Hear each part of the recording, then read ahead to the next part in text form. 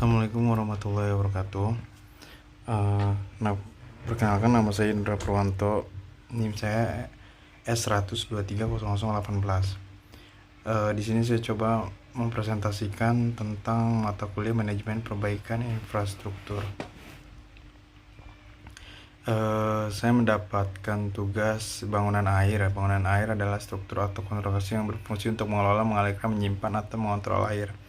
Bangunan ini digunakan dalam berbagai bidang, termasuk irigasi, pengendalian banjir, pembangkit listrik tenaga air, penyediaan air minum, serta pengelolaan limbah dan drainase. Jenis-jenis bangunan air ada bangunan penyadap air, ada bangunan irigasi, bangunan pengendali banjir, bangunan drainase, bangunan penyediaan air minum, bangunan pembangkit tenaga listrik, bangunan pengelolaan air limbah, bangunan konservasi air. Di sini ada sumber jurnal dengan judul Use of Embedded Walls for Mitigation of Liquefaction Induced Displacement in Slope and Embankment. Jadi jurnal ini bercerita tentang dampak pergeseran dari tanah yang menghasilkan likuifaksi daripada faktornya itu gempa bumi ataupun faktor-faktor yang membuat tanah itu menjadi lunak. Jadi apabila tanah itu menjadi lunak, nanti tanah yang bersangkutan menyebabkan deformasi atau perubahan dan menjadi gaya lateral yang akan menekan kepada tanggul. Maka ini secara singkat meninjau pengalaman terbaru sebuah tanggul selama gempa bumi Kobe tahun 95 dan menyarankan bahwa beberapa langkah termasuk dinding tiang pancang yang ditanam mampu mengurangi perpindahan ke tingkat yang dapat diterima. Penelitian ini menggunakan meja getar kecil di mana perpindahan lereng yang mencair dikurangi dengan dinding yang ditanam yang terbuat dari tiang pancang atau pasir yang dipadatkan. Penelitian ini kemudian mengembangkan metode analitis di mana efek mitigasi dari dinding yang tertanam dievaluasi.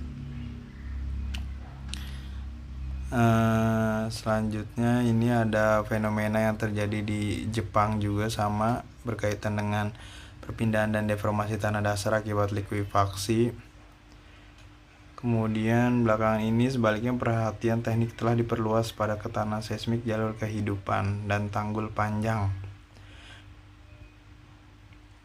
Selanjutnya, pendekatan lain yang memungkinkan terjadinya deformasi besar dimulai pada tahun 1980-an. Sebuah dinding tiang pancang dipasang di bawah kaki tepi danau sebuah tanggul di sekitar danau Hachirogata selama restorasinya setelah dampak gempa bumi Nihonkai Chubu tahun 1983. Jadi dinding ini dimaksudkan untuk mencegah migrasi air dari lapangan bebas yang berpotensi mengalami likuifaksi ke fondasi tanggul.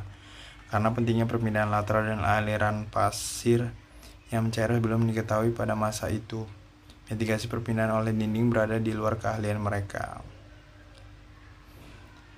Selanjutnya ada uji meja getar dilakukan untuk mitigasi pergerakan lateral tanah dengan menggunakan berbagai jenis dinding bawah tanah. Ada dua jenis dinding yang dipelajari. Pertama, dinding tiang pancang logam dan dinding yang terbuat dari pasir yang dipadatkan.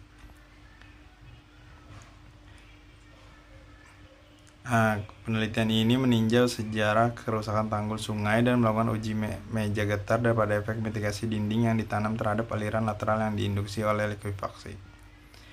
Upaya dilakukan mengembangkan metode analitis yang dapat digunakan untuk menilai efek mitigasi. Metode analitis yang diusulkan kemudian diterapkan pada uji meja getar serta studi parametrik. Kesimpulan utama yang dapat diambil adalah sebagai berikut. Tanggul sungai mengalami tingkat kerusakan yang lebih kecil ketika tiang pancang yang ditanam dalam dan tanggul besar dipasang pada tanggul. Uji meja getar menunjukkan bahwa dinding tiang pancang yang ditanam serta dinding yang terbuat dari pasir yang dipadatkan mampu mengurangi besarnya perpindahan lateral yang diinduksi oleh likuifaksi.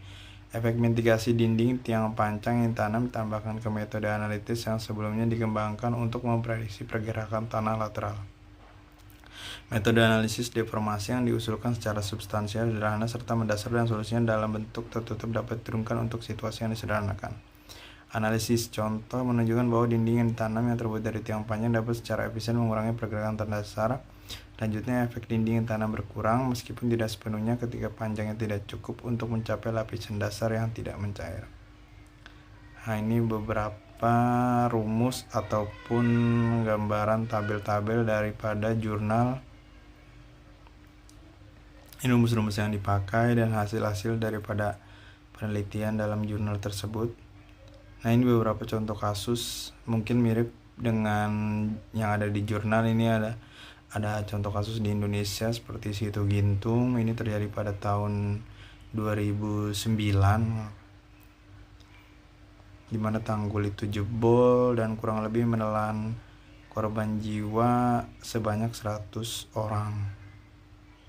Nah, ini kondisi existing atau kondisinya sekarang, di mana Situ Gintung sudah mengalami perbaikan, dan perbaikannya pun juga menggunakan metode yang hampir sama pada jurnal tersebut.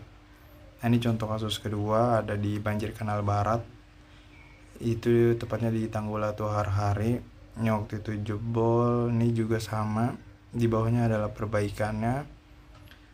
Yang terakhir juga ini sebenarnya sudah diperbaiki, cuman memang tanggulnya masih belum bisa menahan dari tekanan gaya lateral tanah. Mungkin itu saja, cukup dari saya. Terima kasih. Kurang lebihnya mohon maaf apabila taufiq wal hidayah. Assalamualaikum warahmatullahi wabarakatuh.